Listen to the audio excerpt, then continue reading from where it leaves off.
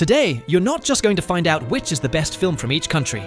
You're about to embark on a journey through the 10 nations that changed the history of cinema, ranked from worst to best. A ranking that will stir passions, national pride, and, let me warn you now, a lot of controversy.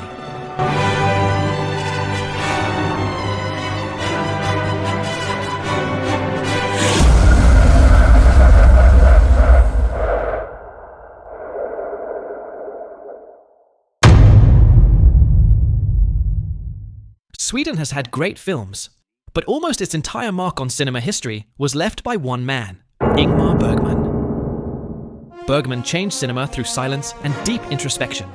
His trademark is existential anguish, the human soul facing the eternal. A cinema that is bare, philosophical, and emotional. The great works of Swedish cinema are, of course, by Bergman. The Seventh Seal, with its duel with death, and Wild Strawberries, a nostalgic journey through memory and remorse. Two pillars of European existential cinema. But there's one that transcended all borders, becoming one of the greatest films of all time.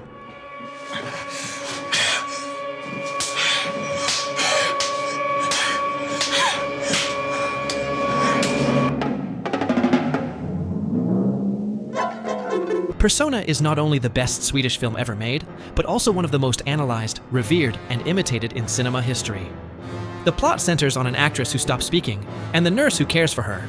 Isolated in a house by the sea, their identities begin to dissolve, through silences, confessions, and psychological breakdowns. Where does one end and the other begin? Are there really two people? Bergman breaks all narrative conventions, dreamlike imagery, disruptive editing, and a black and white cinematography that hypnotizes. From the famous opening sequence, with disjointed symbolic images, to the merging of the protagonists' faces, Persona is more of an experience than a story. It suggests rather than explains. It confronts rather than narrates. It's about masks, truth, motherhood, desire, guilt, and existential emptiness. It was so radical that it influenced directors like David Lynch, Robert Altman, Lars von Trier, and many more. Relax, I know Latin America is not a country, but choosing just one nation would be unfair. There are three giants in Latin American cinema. Argentina, with The Secret in Their Eyes. Mexico, with Amores Perros. And Brazil, which not only gave us the best film in all of Latin America, but one that, without exaggeration, could belong in a global top 20.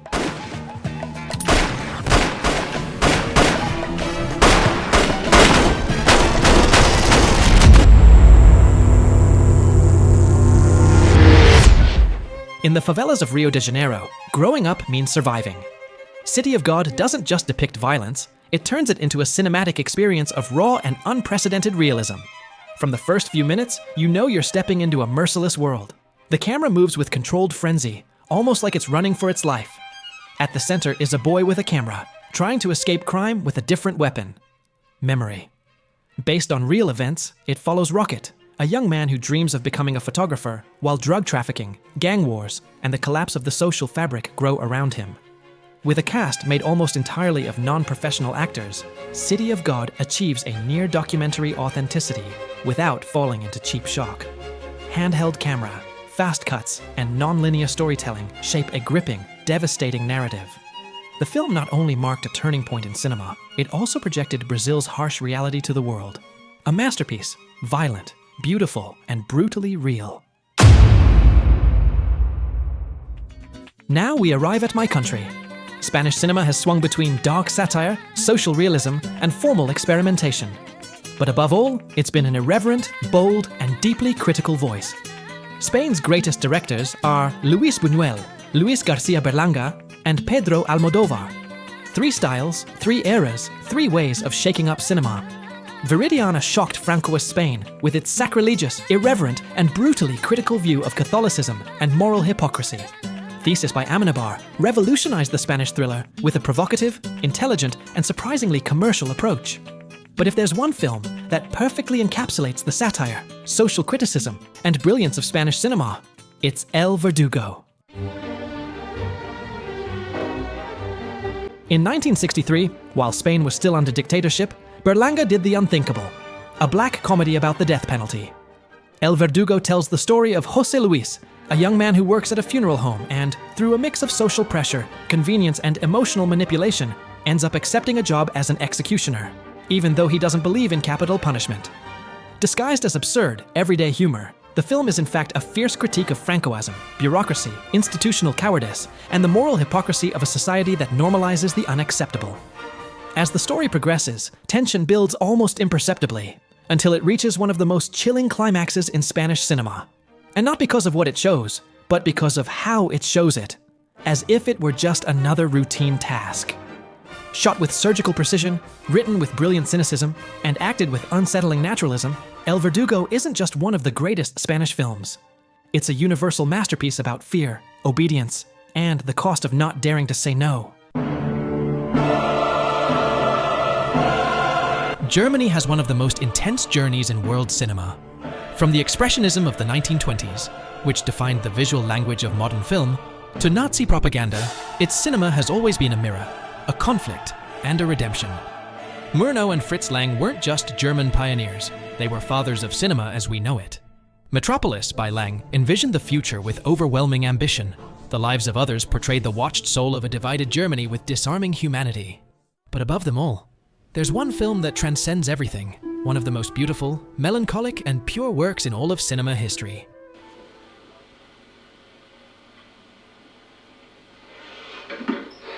Do you mind if I sit down?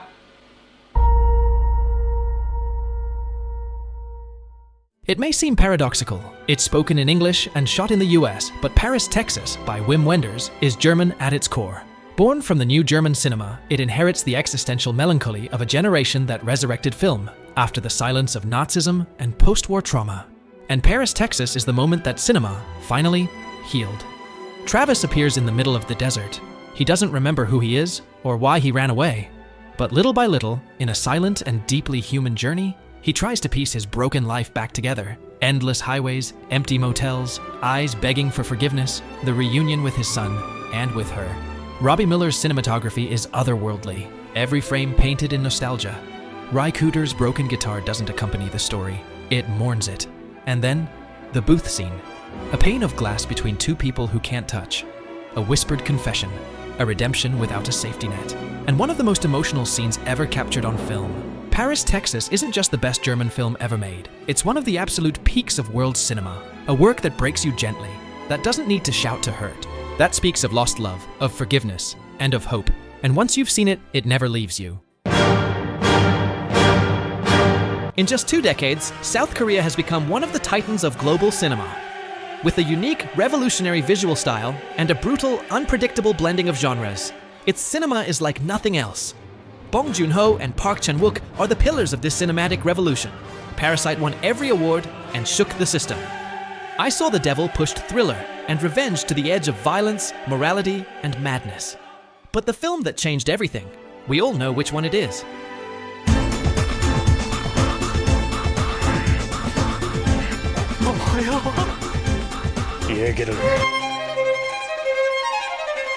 In 2003, Park Chan-wook fused Greek tragedy, comic book stylization, and Asian brutality into a story that left the world breathless. A man, Oh Dae-soo, is kidnapped and locked up for 15 years without explanation. When he's released, he has only one goal: to find out who did it, and why. What follows is a spiral of vengeance, madness, and devastating revelations. Oldboy doesn't just hit you with stylized violence or a hypnotic atmosphere. It grips you with the way pain, hate, and guilt are transformed into visual poetry. The legendary hallway fight, shot in a single take with a hammer, is cinema history. But the hardest blow isn't physical, it's emotional. The ending is the greatest plot twist of all time. It forces you to rethink the entire story and question your own limits as a viewer. Nothing is the same after watching it. Oldboy didn't just boost Korean cinema, it catapulted it to the Olympus, and made Korea the most exciting country in cinema today. British cinema has been elegant, subversive, radical, and refined. From Shakespeare to political satire, from the Ealing Studios to Danny Boyle's visual punk. It has mastered every register. Alfred Hitchcock, David Lean, and Stanley Kubrick are eternal names in its history. Lawrence of Arabia, the most monumental epic ever filmed. The Third Man, pure European noir, with one of the greatest endings of the century. But there's one British film that broke every rule of cinema, morality, and society.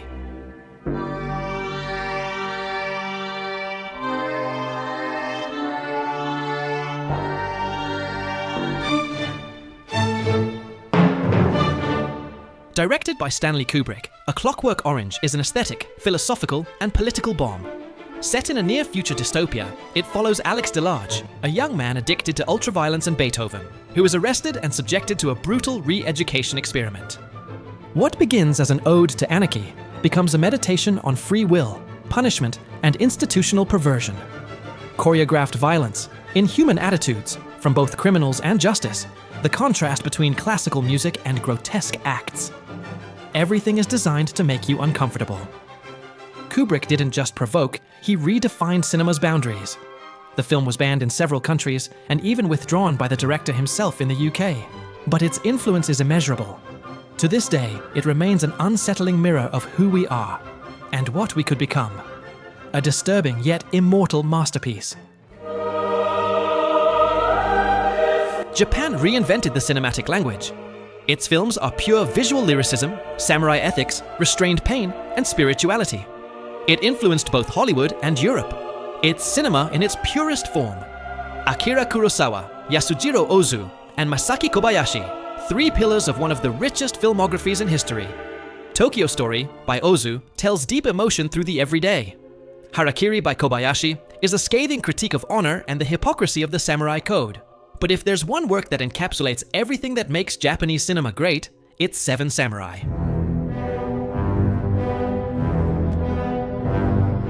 Directed by Akira Kurosawa in 1954, it's more than a film. It's a foundational pillar of modern cinema. In 3 hours and 20 minutes, Kurosawa tells the story of 7 masterless warriors who defend a helpless village from bandits. But it's not just an action tale. It's a reflection on sacrifice, justice, social class, and the fleeting nature of victory. Every character has an arc, a dilemma, emotional weight. The staging, with wide shots, weather as a narrative tool, and revolutionary parallel editing, was imitated for generations. Seven Samurai didn't just inspire The Magnificent Seven or Star Wars. It forever changed how action scenes are shot, how teams are built, and how cinema can be epic and deeply human. It is simply one of the absolute peaks of world cinema. Italy changed the course of cinema with neorealism. Human stories, shot in the streets, with non-professional actors and a sensitivity that influenced the world. It became cinema's conscience. Federico Fellini, Vittorio De Sica, and Sergio Leone, 3 geniuses who redefined poetry, social engagement, and spectacle. Sergio Leone's The Good, the Bad, and the Ugly elevated the Western to mythic levels. Tornatore's Cinema Paradiso is a love letter to cinema, nostalgia, and lost childhood.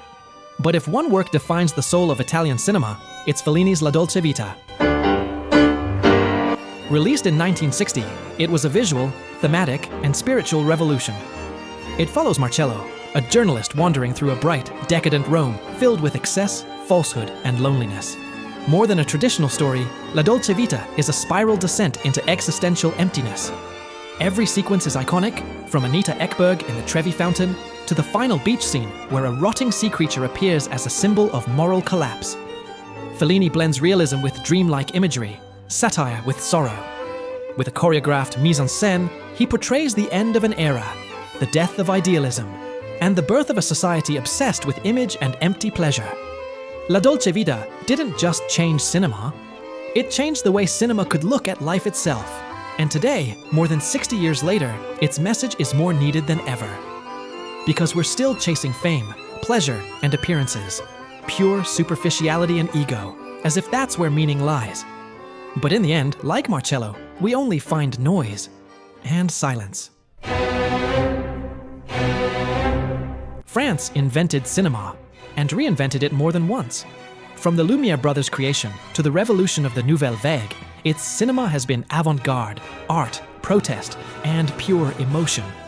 Among its best are Amélie, a modern fable that conquered the world with its unique style, and La Haine, a social cry filmed with rage and beauty in black and white. But if there's one film that sums it all up, critical vision, artistic sensitivity, rebellion, and tenderness, it's The 400 Blows. In 1959, a young film critic named François Truffaut grabbed a camera, threw it over his shoulder, and with The 400 Blows, shot cinema right in the heart. From that day on, no one looked at childhood the same way again.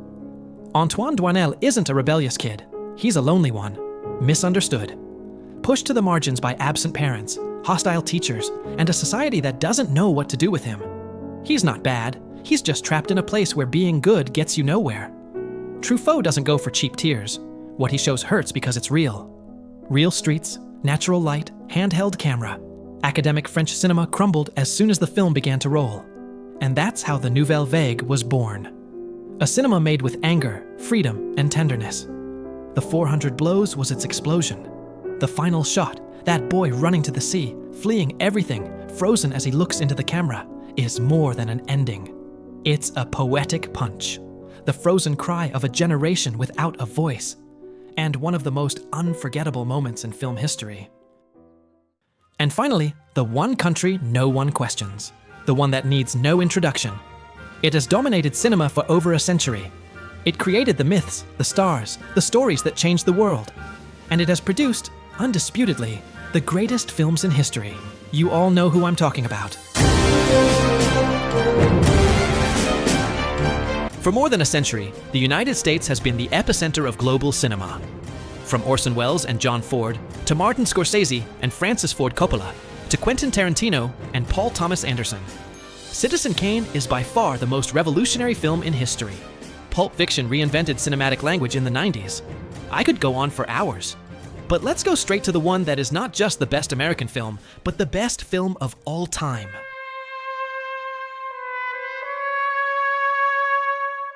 In 1972, Francis Ford Coppola adapted a gangster novel and ended up creating a Shakespearean tragedy about power, family, and corruption. The Godfather isn't just a perfect film in every element: script, direction, cinematography, music, editing. It's a work that transcends genre and era. Coppola portrays the American dream in its darkest form, the rise and fall of a family that has everything and loses everything. Marlon Brando as Don Vito is pure mythology, but the true heart of the film is Michael Corleone, played by a young Al Pacino. His transformation from reluctant hero to cold tyrant is one of the most powerful ever seen on screen. Every shot is loaded with tension. Every silence says more than 1,000 words. The shadowy cinematography, Nino Rota's music, the rituals of power, everything is perfectly calibrated. And the most incredible part, The Godfather Part 2, not only maintained the level, it surpassed it. But it was the first one that changed cinema forever. After The Godfather, nothing was ever the same again. Now it's your turn. What's the greatest film country of all time? Would you change any of the films I picked? Drop it in the comments. And stay tuned. Some powerful videos are coming. See you very soon.